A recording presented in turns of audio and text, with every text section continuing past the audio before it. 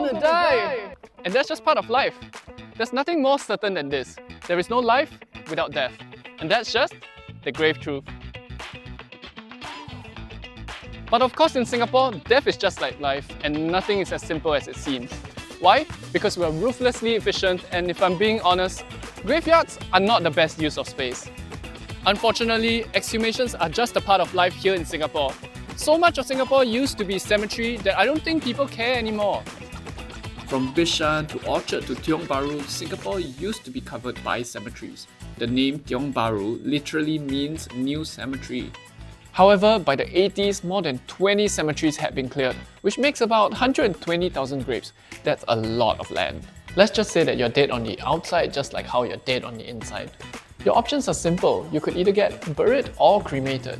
Officially, there's only one active cemetery left, the Choa Chu Kang Cemetery.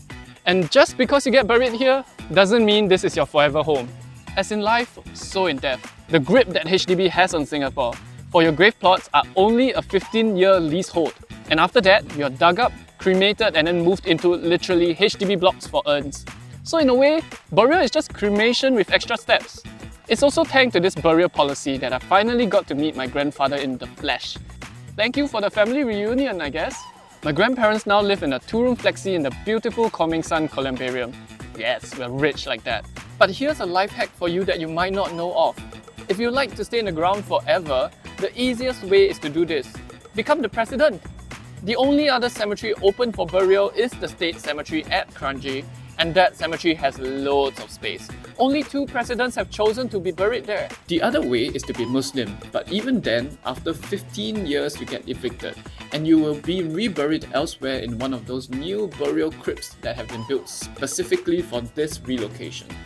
Westies, I feel bad for you, but your life is about to get worse. Once a third of this cemetery is exhumed to make way for the Tengah Air Base, you guys won't even be able to hear the East versus West debate with the planes flying over you. So why bother getting buried then? Well, the annual Qingming Festival has always been an excuse for families to get together. After all, post-death rituals are equal part for the dead and for the living. Without graves to sweep and a reason for families to gather, new customs and traditions will have to be born for families to come together to remember the lives of the people who lived before them. I'm a big believer of planning for your death. As in, not how you die, but what happens after you go. When I die, I would like to have all my browsing history deleted, my phone burned together with me so that I can scroll TikTok in hell, and I would like to have free flow beer and a disco ball at my funeral. Vibes, yeah?